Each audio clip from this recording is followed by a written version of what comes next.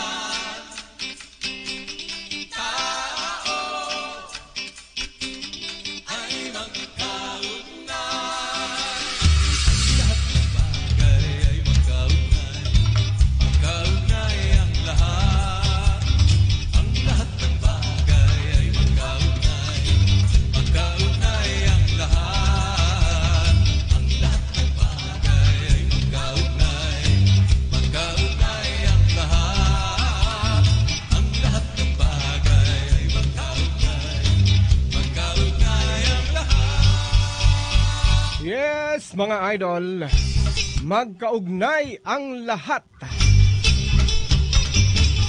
Nasaan ka man sa Pilipinas, nasaan ka man sa buong mundo, pwede tayong magkaugnayan dito sa ating programang Idol Connect.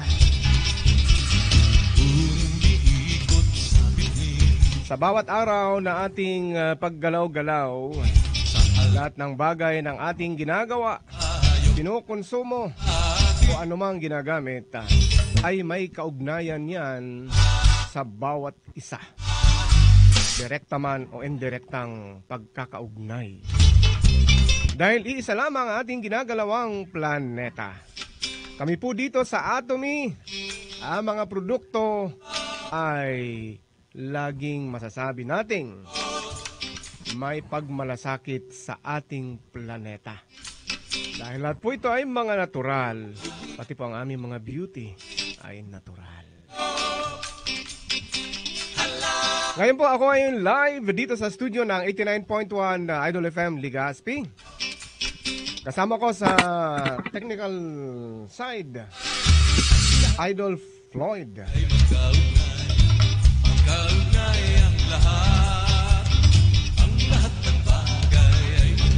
Nasa iba-ibang panig ng mundo ang ating makakausap ngayon, mga idol. Ang regular natin nakakasama ang ating team leader sa Sambayang Ginto Household Gold Global Atomy, ang mag-asawang Sharon Rose Master Gerard Mirandilla, nandyan ngayon sa New Jersey, USA, at ang kanyang lalabs Sharon Rose Master Ralin Mirandilla, nandyan po ngayon sa Statham, Georgia.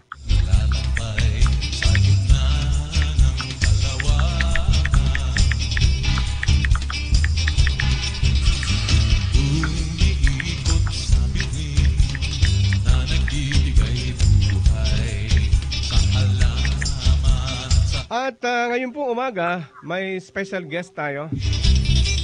Isa rin pong Sharon Rose Master. Naka-base po ngayon dyan sa Seoul, South Korea. Ang lugar kung saan nagmula ang Atomy at kung saan nandyan po ang marami nang may na-achieve dito sa... Parang tumutunog. Yung naka-open po ba microphone dyan? Tumutunog eh.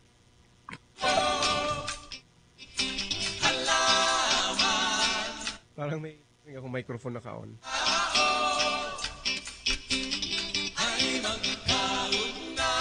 Ayan po mga idol.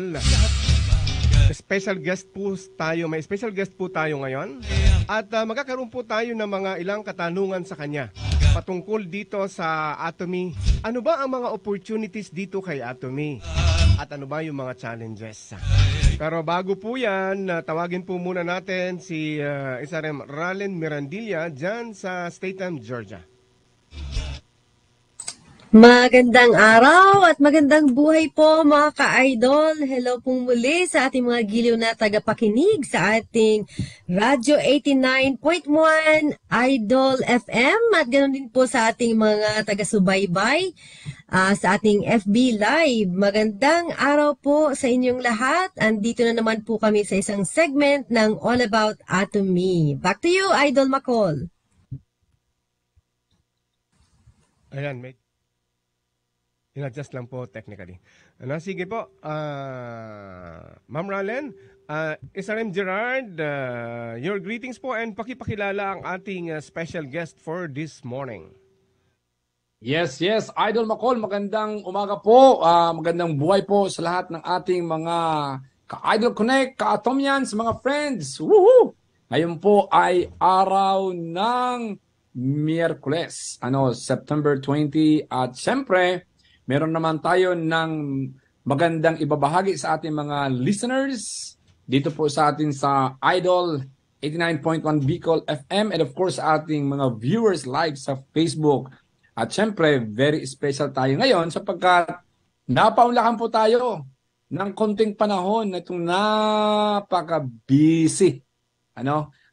Busy, hindi po siya busy presidente, pero very busy dito po sa ating Atomy. So, syempre, kapwa po natin siya Sharon Rose Master. Pero po, ito po ay special po ito kasi siya po ngayon ay nasa South Korea mismo. At siya po ay isa po sa marami pong role. May mga roles po siya na ginagawa sa atin sa Atomy Philippines because she knows how to speak Korean, Idol. Siguro ko, Idol Macol, bibigyan po kita, sa iyo ko na po ibibigay ang floor para ipakilala mo ang ating speaker ngayon. Idol Macol, mas gusto ko pong ikaw magpakilala dito sa ating Sharon Rose Master. Listen. Ayan, salamat SRM Gerard.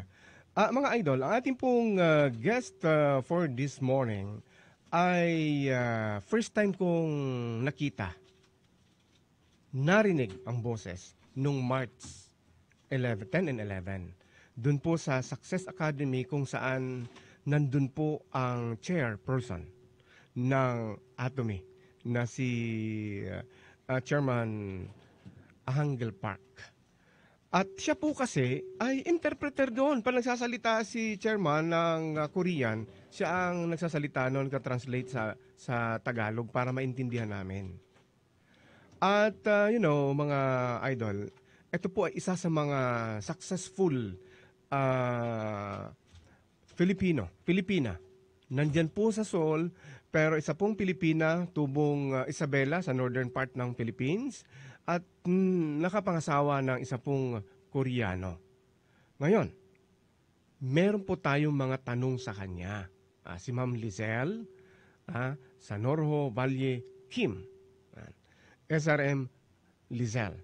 Bago po ang aking mga katanungan, ay pagbati mo po muna sa ating mga tagapakinig. Napapakinggan ka po sa Bicol Region sa pamamagitan ng 89.1 Idol FM Band at sa ating pong live stream.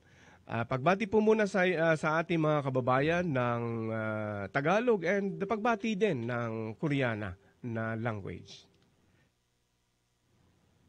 Hello po sa lahat. Hello, good morning po sa inyong lahat. And hello po, Idol Macol, and also to SRM Gerard and Ma'am Ralin. Thank you so much po for this opportunity na in-invite nyo ako para sa inyong radio program. At hello po sa lahat ng mga nanonood ng 89.1 Bicol Idol FM Legazpi. Thank you so much po sa pag-invite. Apo, paano po ba babatiin sa Korean language ang ating mga listeners and viewers? Annyeonghaseyo! Annyeonghaseyo. Yun po yung parang pinaka pagbati po dito sa umaga, sa gabi. Kung sino po yung makakasalubong mo always annyeonghaseyo, it means hello, yung parang ganun po sa atin. Ayan. Ayan, maraming salamat SRM Lizelle. Isa pong kagalakan at honor for us na maging part ka po ng ating programa.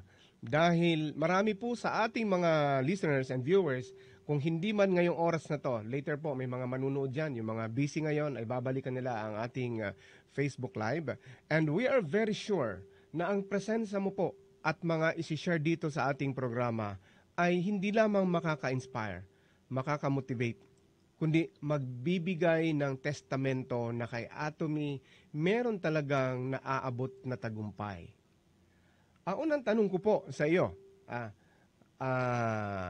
SRM Lizelle, paano po ba nakilala mo si Atomy at saan ka po ba nung panahon na yan? Okay, so 2016 po, meron nagsabi na mag-o-open daw po sa Philippines. So since mag-o-open nga yung Philippines, ang nangyari po yan, yung mga leaders ng Korea, naghanap po sila ng Filipina or Filipino na marunong mag-Korean para magkaroon sila ng leader dito sa Pilipinas, di ba po? So lucky sila, di ba? Siyempre, kasi nakilala po nila ako. And nung una po, is in-invite lang po nila ako na meron daw silang mga partners from the Philippines na pupunta sa Korea para mag-visit and mag-attend ng Success Academy. So sabi nila, please just help us to interpret. Yung parang ganon. So yun yung pinakaunang trabaho ko bilang translator na nag-interpret sa mga visitors coming from the Philippines to see the Success Academy. So nung pumunta po ako doon sa pinakaunang Success Academy, instead na yung mga Pilipina yung nakakita ng vision, parang ako yung nakakita ng vision habang nagtra-translate ako. Kasi nagulat ako, ganito kadaming Koreans, you know the fact that Korea, yung mismong bansa ay napakaganda, di ba? So hindi mo makikita dito yung sobrang gap ng mayaman at mahirap kasi lahat kumakain ng kimchi, kumakain ng mula umaga, tanghali, gabi may merienda pa, lahat ng tao mayaman man yan o mahirap. So sabi ko, nung pumunta ako sa Success Academy at nakita ko ang daming tao, sabi ko po sa sarili ko, may something dito, nagtatakbuhan para makiling niya sa pagkain. Sabi ko, ang dami rin palang Korean na gustong yumaman. So yun yung first time ko po na nakilala po si Atomy. Ang ibig sabihin po ba nun, hindi ka pa member? Nandun ka lang as interpreter? Yes po, nililigawan na po nila ako para maging member, pero tignan ko muna parang ganon, kung paano ba yung ganon. Tapos nung sinabi naman po nila na free pala yung registration, yun, napamember ako, pero hindi po talaga ko po ginawa talaga yung Atomy, kundi translator lang po yon. And then during that time po, sobrang dami po talagang pimples sa mukha ko kasi I have hormonal imbalance po. So sobrang dito, madami. Tapos ang sabi ng sponsor ko, gusto niya lang daw mapaganda ako. Yun lang yung purpose niya. Hindi niya naman alam na ako yung makakita ng vision at ako yung gagawa ng business until such time na pinatry po sa akin yung produkto and nagustuhan ko po siya kasi during that time po yung Acne Care Special po, talagang araw-araw niya po akong pinupuntahan para i-facial, yung ganon. Hanggang sa nawala po yung mga pimples. So, unti-unti ko pong na-appreciate yung mga produkto ng Atomy. Ayun. So, doon pala nagsimula na interpreter. So, that time, nandun ka na sa Korea. Nagtatrabaho ka po na sa Korea? Yes po, Idol. Bale po, nandito po ako sa Korea that time and nagtratrabaho po ako bilang English teacher sa isang academy dito sa Seoul. And then, marami pa po akong ginagawa kasi parang part-time po na teacher ako sa academy kasi MWF lang siya. And then, meron pa po ako sa iba't ibang mga yung one-on-one tutorial. Marami po akong racket bilang isang Pilipinang madiskarte sa buhay. Sobrang dami po kasi akala ko nung panahon na yon, kung marami kang trabaho, mas mabilis yung pagyaman mo. Yun yung pananaw ko nung panahon na yon na nare-realize ko na hindi pala, kundi mapapagod lang yung katawan mo sa pagtratrabaho pero wala kang maiipon. Aba, yan sinabi mo na yan, nandiyan ka sa Korea, developed countries, wala kang makitang malaking gap ng mayaman at mahirap. marami kang trabaho, pero dun sa pagsabi mo na yon na usual na naiisip ng mga Pilipino na pag nandun ka sa ganong sitwasyon, yayaman ka. Pero may iba kang nakita nung kinuha ka nilang interpreter? You mean, hindi yung dami mong trabaho, hindi yung nandiyan ka sa Korea, ang isang nakikita mong magbibigay sa iyo ng yaman, hindi pala yon. At sino yon? Ano yon? Siyempre po, Idol Makol, ano, kasi nakita ko, na-realize ko yung pagkakaiba ng active income and passive income. Mhm. So, kaya ko po nasabi na hindi pala yun ang magpapayaman, yung dami ng trabaho mo. Kasi paano na lang kung magkasakit ka, di ba? So, wala kang matatanggap. Like for example, nung nag-decide po akong mag-resign as English teacher, hindi na ako pumasok sa academy. So, ang nangyari po is, wala na akong salary. So, nakita ko yung vision ng Atomy dahil ito ang magbibigay ng passive income sa bawat isa na ordinaryong katulad ko. Aba, hindi rin pala ako nagkamali na makita yung nakita mo. Nakikita ko rin baka in 5 years, malaki at malawak din ang makikita ko dito. Pero sa iyo po ba, bilang isang interpreter sa simula, ano po ba yung at least 3 malalaking attraction sa iyo? Bakit mo give up ang trabaho mo at bakit nagseryoso ka kay Atomy? So unang-una po yung sinasabi nilang passive income. Yun po yung talagang very charming pagdating sa Atomy sa akin, yung passive income. And aside from that po, stress na rin po ako sa pagtuturo kasi iba po yung mga bata dito sa Korea. Siguro yung panahon na nasa Pilipinas po ako, 40 yung hawak kong mga estudyante sa isang classroom. Pero sa Pilipinas, alam nyo naman po, pag tiningnan nyo sila sa mata, nakakaintindi sila. Di ba po? Tahimik talaga sila kung ano. Pero dito sa Korea, kakaiba po talaga yung mga bata. Aside from the language barrier, is hindi po ganon. Basta iba po yung, malalaman nyo lang kung nandito kayo sa Korea, iba po talaga yung mga bata. So, sabi ko, stress na rin ako dito sa pagtuturo, kaya po, gusto ko rin naman ng panibago. Yun yung unang charm, yung passive. And aside from that po, yung unlimited level siya. Yung pwede kong trabahuin ang Atomy hindi lang sa Korea. Kasi pag sa Korea ko po trinabaho, definitely hindi ako magtatagumpay. Because at that time, pag foreigner ka dito sa Korea, wala silang bilib sa'yo. Hindi sila mabibilib sa'yo kung magiging under mo sila. But iba naman na po sa panahon ngayon, kung nakita nilang mataas na leader ka sa ibang bansa, pupunta sila sa baba mo kasi alam nila na magkakaroon sila ng global. Diba? Iba na yung panahon ngayon ng Atomy sa panahon noong nagsisimula na way back 2016, 2017 yung panahon na yon. And so, sabi ko, pwede kong trabahuin sa iba't ibang bansa. And I love to travel. That's why, gustong-gusto ko rin po siyang gawin kasi sinabi nilang global business. At that time, 8 countries pa lang yung open nung 2016 po, 'di ba? Ika-8 po kasi yung Philippines, including na po yung yung Korea. So ngayon 23 countries. So 23 countries 26 countries. So 26 countries yung pwede nating mapuntahan. And pangatlo po, sa totoo lang po, wala po akong maipamamana sa aking mga anak na kayamanan. Kasi sa Pilipinas din naman dati, naging teacher po ako, pero wala po kaming kayamanan na malaki na kayamanan, property, or ano paman. So naisip ko, since Atomy is yung pwedeng ipamana hanggang 3rd generation, kaya naman po, secured yung mga anak ko. Kasi pwede ko ipamana yung code ko. Halimbawa yung code ko na kumikita na po ng 2 million pesos a month or even 5 million kasi yun yung offer ng Atomy, di ba? So pwede kong ipamana po sa kanila. Kahit maghati pa sila doon, enough na po yun sa kanila. So yun po yung 3 charm na nagustuhan ko po sa Atomy. Aba, Idol Makol. Ganda, no? Hindi mo pala doon na-visualize na yung ganda mo makukonvert sa ganyang kagandahan na dati puno ng mga pimples, no? Hindi mo yun natanaw. Pero hindi naman kasi yun yung pinaka-importante kusang lumalabas at nangyayari yan. Bago tayo mag-commercial break, at may mga tanong pa po ako, basahin ko lang yung mga greetings sa atin sa Facebook Live. Nanonood po sa atin ngayon ang center head ng Atomy Mindoro Center, si Dr. Diamond Master Cristina Pasis Magno. Hello po sa inyo dyan sa Calapan City. Si Special Agent Sir Bong Orbigoso dyan sa Zamboanga City. And hello kay Sir Joe Loader.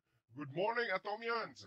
Greetings from Ariol Marikina Adja Center, supporting our beautiful and hardworking SRM Rizal Sanoro Valley Kim. Ayan po, doon sa inyo pong center. Diyan po ba yung center nyo, ma'am? Yes po. Parang marami ako nakitang Ariol Adya Center sa iba-ibang parte ng Pilipinas. No? Nakita ko na po siya in person. Ay, teka, yung nag-greetings po pala kanina si Ma'am Jolie Ann Tabiano. Ngayon, ang greetings po at message ni Ma'am Milwida sa Palisio Racho Special Agent po under my group. Nakita ko na siya in person with her family when I attended Success Academy. Ayun, July ito. Good morning, Atomians, Dani, Kagapi, Ronnie, Migano, Shong, Kagapi, Seren Choi, Hill de las Armas from Sir Johnny Malaran, Zaragoza.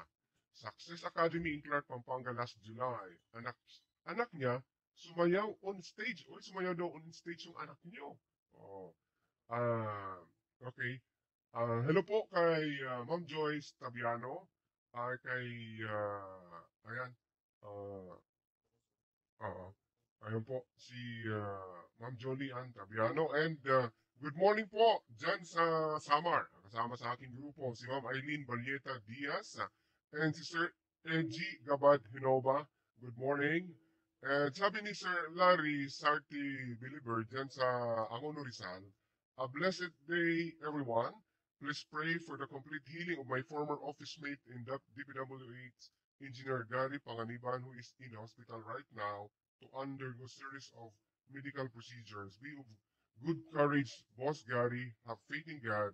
Also have faith in Jesus Christ, our great healer. Ayan po, si Sir Larry.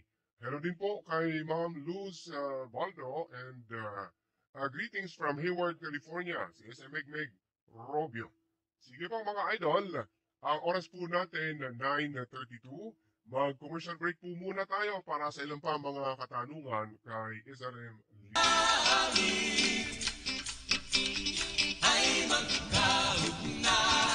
Ayan, balik po tayo sa ating programa mga idol, Idol Connect.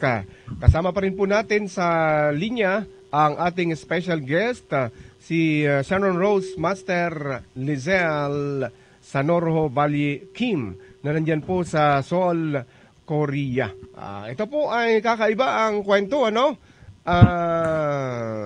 Interpreter, ang ini-interpret niyang sinasabi, nakakagulat, may ganito pala sa Atomy. Doon po nagsimula ang kanyang kwento. Ma'am, doon po ba sa sa kwento mong yan, ano?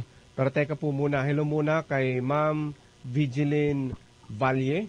Ang sabi niya, wow, congratulations Ma'am Lizelle Sanorho Valle-Kim, so proud of you. And hello po kay Sir Ray Horario. Yan. Ma'am, nung mag-interpret ka po ba nito at nang nag-join ka na kay Atomy, nagduda ka po ba? Nagkaroon ka pa ng pagduda habang nandiyan ka mismo sa lugar kung nasaan nagsimula ang Atomy? Actually po, sa katotohanan lang hindi po ako nagduda kasi nung nakita ko na sobrang dami na ng mga tao na Korean mismo na nakasali dito. Although at that time po, nakita ko yung age ng mga sumasali, no? 2016, nakita ko puro mga may edad na. So sabi ko nun sa panahon na yun, siguro wala silang mapuntahan. So nandito na sila kasi may edad na. At dito sa Korea po, pag may edad na, mahirap na din pong pumasok sa trabaho. Katulad din po sa kahit saang bansa, di ba po? So kaya naman po, nakita ko po talaga yung vision na dito nga sa magandang country, ganito pa, gusto pa rin nilang yumaman. Although hindi sila kontento sa kanila kung ano man meron sila. So bakit ako na isang pumunta nga dito sa Korea because of my Korean dreams? So eto na siguro yung magandang tool para gamitin ko, para makamit ko rin yung mga pangarap ko. Yung parang ganun po yung naisip ko nun. So wala po akong pagdududa. Nung magsimula ka po ba mag-build ng yung grupo, pumunta ka ng Pilipinas? O diyan ka po nagsimula ng simula? Actually po, sir, katulad ng sinabi ko po kanina, hindi bilang isang foreigner, wala pong maniniwala sa akin dito na mga Koreans. And wala rin po akong gaanong kakilalang mga Filipino na pwede kong i-network po dito. Kaya nag-decide po ako na kailangan kong pumunta sa Pilipinas and build my own center and then doon po ako magsisimula ng business. So, naalala ko nga po, one of the life scenario bago ako pumunta ng Pilipinas, nagsisigaw po ako sa isang live doon sa harap ng maraming Korean po yung salita ko at nag-live scenario ako, and luckily nandun po yung ating President Park Han-gil noon. Sabi ko, I will make my center in the Philippines and it would be the #1 center in the Philippines, sabi ko sa aking live scenario. At alam niyo po ba, nagkatotoo po yung live scenario ko kasi nagkaroon kami ng center sa Pilipinas. And dahil na-touch din po ang ating President Park Han-gil, dun sa aking message, binigyan niya po ako ng gift na $3,000. Kaya po, doon po yung ginamit kong pangsimula, pumunta sa Pilipinas. Actually po, hindi po ako pinapayagan ng asawa ko noon. Ngayon ko lang, kinikwento ko po to how generous our President Park Han-gil is. Na-touch po siya.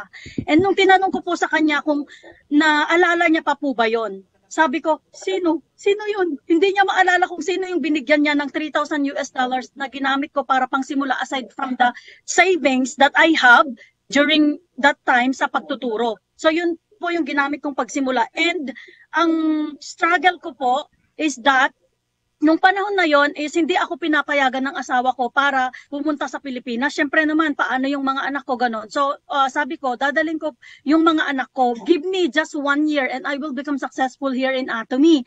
Yun yung sabi ko po sa asawa ko, and then ayaw niyang pumayag. So me, as I am determined talaga, decided, and nakita ko yung vision because of the seminar. Nakita ko yung vision at sabihin na natin na brainwash. Ano po?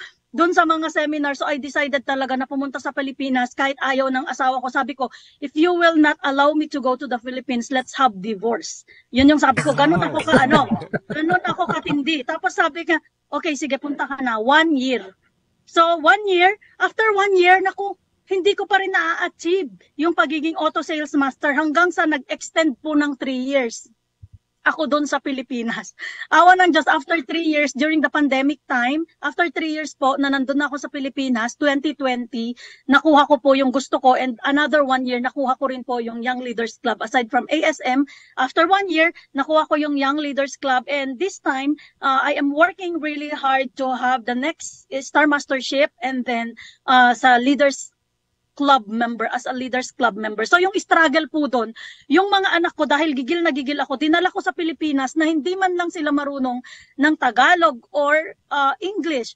So dahil sa pagiging gigil na gigil ko, iniwan ko sa nanay ko, then lumipad ako agad sa Samar kasi nandun yung mga pinaka-first na mga members ko na ngayon ay iilan na lang yung naiwan kasi 'di ba everybody may come and go pero iilan lang yung nag-i-stay. Pero yung nag-i-stay swerte kasi sila yung magtatagumpay. So ang nangyari po, iniwan ko yung mga anak ko, hindi sila marunong, and then pumunta po ako doon sa Samar, walang signal, hindi nila 24 hours kasi yon, walang signal doon, ang hirap ng signal. Yun pala, yung mga anak ko, naiihina, gutom na, hindi masabi, nag-iiyakan na lang silang dalawa. That was the struggle. Pero kung tatanungin niyo po kung nagsisisi ako sa mga sacrifices mismo ng mga anak ko, hindi po. Kasi natuto sila ng kultura ng Pilipino, ngayon po Tagalog, English kami sa bahay, and then nakita nila how close our family tie is, mga Filipino. So nakita nila, mas naintindihan nila ako bilang isang Filipina na kanilang nanay.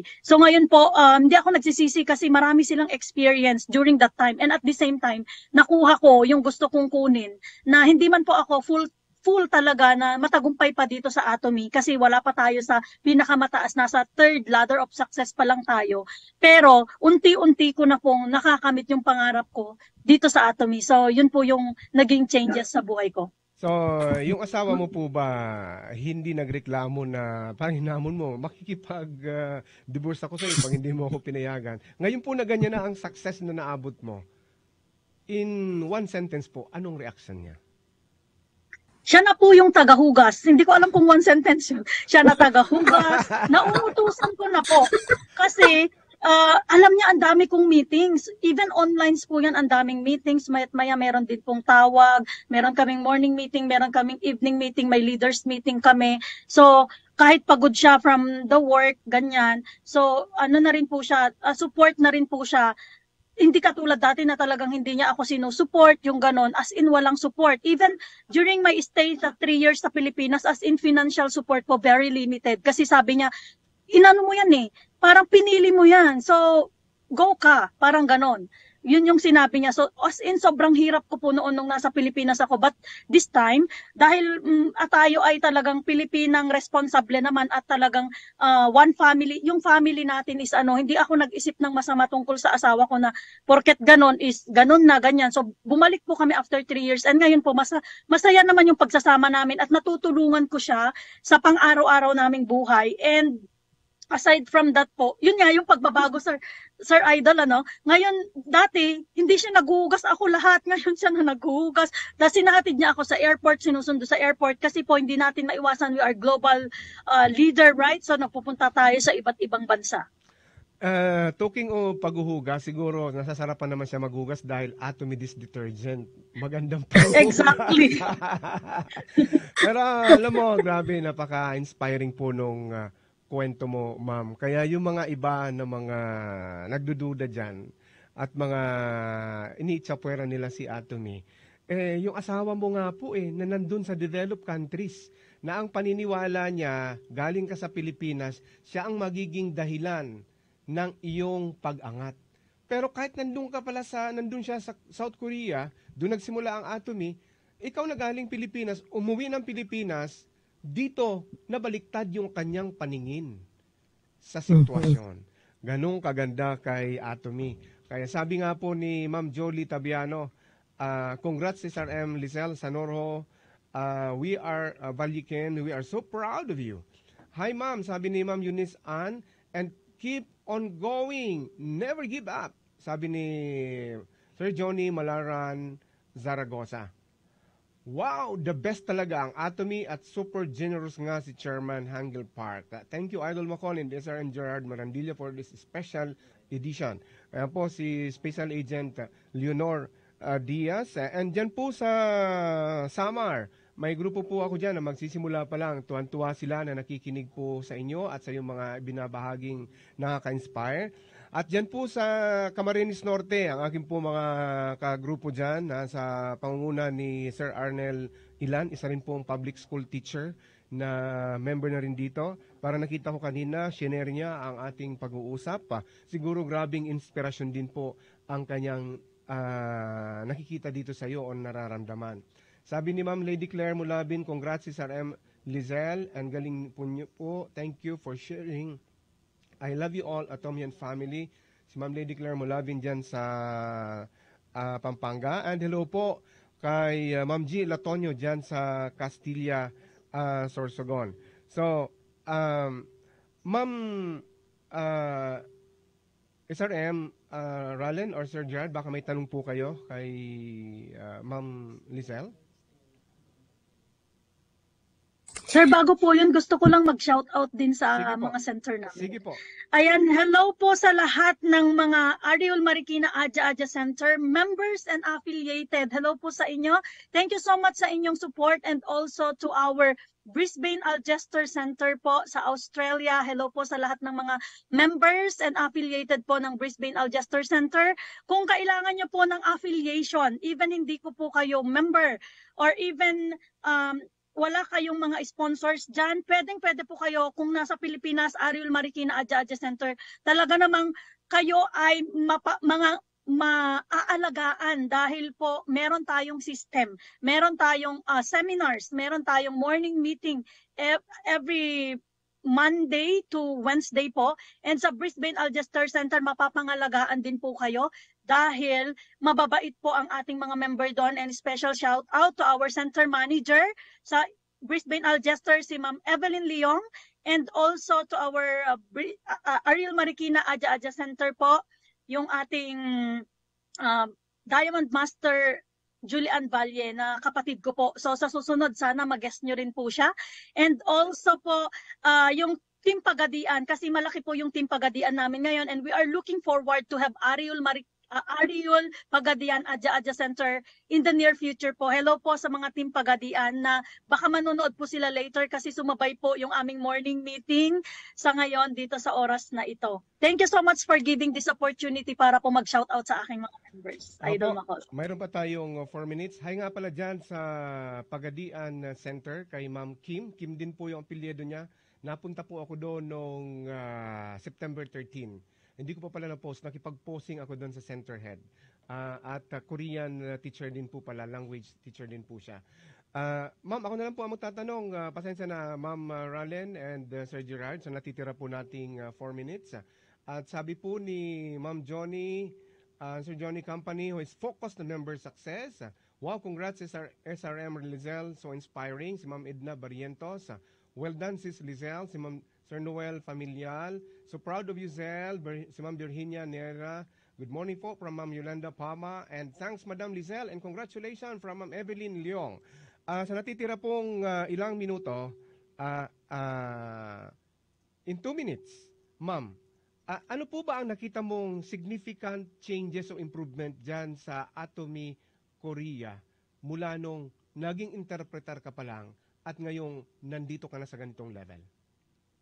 Ayan po, yung pagkakaiba po talaga, nung panahon na yun, 2016, 8 countries lang yung open, mga may edad po. Ngayon po, yung mga attendees po sa ating seminar, mga may edad, ngayon naman po nakita ko younger generation na siguro yung mga anak ng mga may edad, dinala na nila dito sa Atomy para, kasi mahirap na rin pong pumasok sa magandang company dito sa Korea eh. Wala nang opportunity, even napakagaling mo or something na ganon, wala nang gaanong opportunity. So, nakita nila na global company, and alam niyo naman po mga bata ngayon, multilingual, so pwede silang maging isang leader ng isang global company na malaki katulad ng Atomy. Kaya naman po nakikita ko younger generations na yung nakikita ko, yun yung pagkakaiba po dati sa Atomy Korea when it comes to attendees ng ating and of course, kokonti yung produkto ngayon. Ngayon naman, every month, talagang meron pong launching every month ng mga bagong produkto. Sabi ko nga lagi sa tagline ko, name it and we have all in Atomy. So sana lahat in the near future, lahat meron na. So napakaganda, pinaganda na niya ako. And then, nagkaroon pa ako ng opportunity para matupad yung mga pangarap ko. So, yun po yung significance na nakikita ko po dito sa Atomy Korea, sir. Ayan, maraming salamat sa pag-inspire. At ma'am, kung nagkaroon ka po ng Korean Dream, kami po meron din. And sa tingin ko, in 2 years time, pupunta rin po ako dyan. Malamang malaki na ang improvement pa sa mga infrastruktura ng Atomy. So, para po sa iyong samantalang pagpaalam sa ating mga listeners and viewers, ma'am? Yan, nakaka-enjoy pala yung maging guest dito. I think I would give time para sa susunod kasi kulang yung oras po eh. Opo. So, para ma-share ko pa po at Sige sana po. mas marami pang ma-inspire tayo, lalong-lalo na po yung mga kababayan natin na katulad ko din, dating mga teacher, kasi dati rin po akong teacher. So, para ma-inspire po sila, Opo. kasi yun naman yung purpose natin sa buhay, to give inspiration to people na wala ng pag-asa na siya nga nakaya niya, ordinaryo lang din naman siya. So kaya din po nilang makamit. And the best tool is Atomy. So sa mga may duda, alamin niyo muna bago kayo magsalita. Alamin niyo kung ano ba yung meron sa Atomy. Bakit nandyan pa rin yung mga taong okay naman yung buhay, pero nandyan pa rin sila. Alamin niyo po, wag po tayong maging judgmental. So pag may nagsasabi na, ay ano yan, pyramid daw yan, ganyan-ganyan, sabi ko, okay lang, naiintindihan ko. Kasi hindi pa nila alam. So pag alam na nila tapos nagsabi pa sila ng ganon, meron ng something sa kanila. Okay. Wala silang vision sa buhay nila. Di ba po? So maraming salamat po, Idol Macol. Thank you so much. Sa susunod po, pag-usapan natin yan. Paalam na po tayo, Sir Gerard and Ma'am Ralen. Thank you, Sir Gerard and Ma'am Ralin. You're welcome po. Thank you so much. In behalf of Sambahayan Ginto Global, we appreciate your presence with us sa pagpapaunlak mo ng aming imbitasyon. At till next time, yun. Pansamantalang paalam muna po. Yes, Sir Gerard. Yeah, at mamayang gabi po, alas 8 ng gabi, meron naman tayo ng show the plan to be hosted by Atomy Camarines Norte Center, headed by Sales Master Emily Auro. At maraming salamat po Sharon Rose Master, Lizelle, at yan, Idol, open ito sa lahat. Hindi lang po sa Sambayan Ginto, kundi para sa lahat. Just let us know. One text away lang. Bye-bye po. Opo, maraming salamat po sa inyo, Ma'am Lizelle, Ma'am Ralen, and Sir Gerard.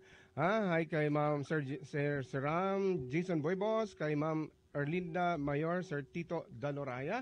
And mga idol, maraming salamat. Ako po si Idol Macol Bolaños, kasama sa technical side si Idol Floyd. Abangan nyo po ang Agree Dapat Agree by Sir Jason Gonzales. Bye-bye mga idol!